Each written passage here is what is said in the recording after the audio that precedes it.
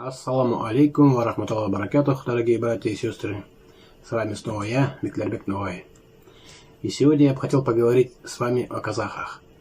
Не секрет, что сейчас идет возрождение ногайского народа, в частности в Астраханской области, где местные юртовские новаи запустили собственное движение и ведут активную просветительскую деятельность, направленную на возвращение собственной идентичности и памяти предков. Казанские татаристы в лице Дамира Исхакова и Ильнура Ярхамова очень недовольны этим и изливают на всех ногайских активистов свою едкую желчь. Но вот вопрос, что по этому поводу думают местные астраханские казахи? И не просто казахи, а ученые, писатели и общественные деятели из числа соседей тех самых юртовских новаев, которые так громко о себе заявляют. Ну что ж, я нашел ответ на этот вопрос и готов поделиться им с вами. Астраханская казашка, ученый-этнограф Скрыльникова Жанна Хабдугалиевна в своей кандидатской диссертации написала: в 1926 году при первой всесоюзной переписи населения этнические группы ногайского происхождения харагаши, кундровцы и юртовцы были записаны татарами. Это объясняется спецификой использования термина «татары», которые в XIX и начале XX веков были весьма распространенным этнонимом по отношению к ним, а также ко многим другим тюркским группам Нижнего Поволжья. Данное обстоятельство вызвало процесс так называемого отатаривания, осуществляемый главным образом через систему образования и культуру. Конец цитаты. Из приведенного высказывания, написанного еще в 2008 году, абсолютно ясно, что Жанна Хабдугалиевна считает, что термин «татары» был привязан к юртовским, кундровским и карагашским новаям Астрахани совершенно несправедливо и искусственно. Пойдемте дальше. Астраханский казах, доцент кафедры истории Российского государственного аграрного университета Кулькатов Жанбек Бахтагиреевич заявил следующее. В русской дореволюционной научной литературе и официальных документах в отечественной этнографической науке длительное время татарами называли все тюркские народы в составе Золотой Орды, присоединенные позже к российскому государству.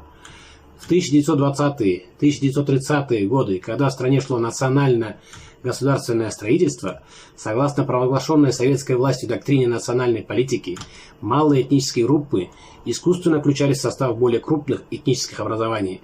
При этом их самоназвания или предыдущие этнонимы могли изменяться в пользу более многочисленного народа, что и произошло с астраханскими татарами-ногаями. Конец цитаты. Он же в одной из своих научных публикаций в 2013 году написал: «В последнее время на фоне возникновения местного национального движения и вспышки этнической активности утвердилось мнение, что казанские или волго-уральские и астраханские татары – это два разных народа, этногенез которых происходил не только в разных географических регионах и природно-климатических условиях, но и которые различаются между собой этнокультурной и лингвистической самобытностью и неоднородностью. Наверное, правильнее было бы считать астраханских татар ногайцами». Конец цитаты. Я думаю, здесь мои комментарии будут излишни. Следующий наш спикер – известный казахский писатель, драматург, журналист Анес Тулендиевич Сарай, уроженец Володарского района Астраханской области. Анес Сарай, описывая жизнь Шалки-Иза Тәләнше-Улы, в одной из своих книг четко обозначил этническую принадлежность населения Астраханского ханства, как ногаев.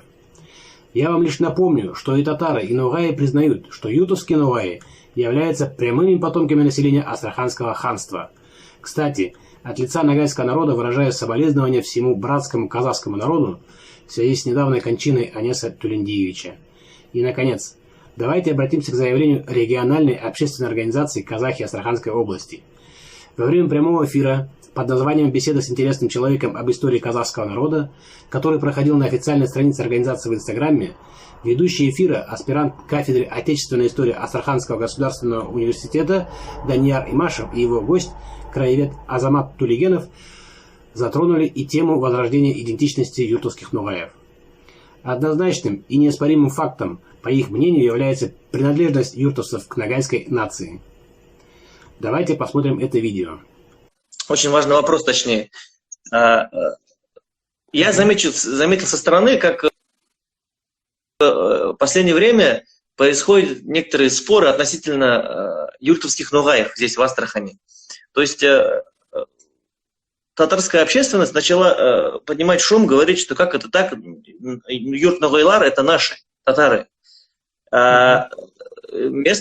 местных нугаев начала просыпаться национальная самоидентичность, они говорят, мы не татары, да, нам ставили печать, нам поставили печать или название в паспорте, что мы татары, но мы нугаи. Вот. Как вот ты сам считаешь, ты не татарин, не нугай, ты со стороны, с исторической точки зрения, ты как считаешь, юртовские нугаи это татары или все-таки нугаи? Я сам вопрос неправильно задал, уже сказал юртовские нугаи. Ну ты понял, да? Я понял. То есть, нет, астраханские татары, так называемые, которых называют астраханскими татарами, по факту это все нагайцы.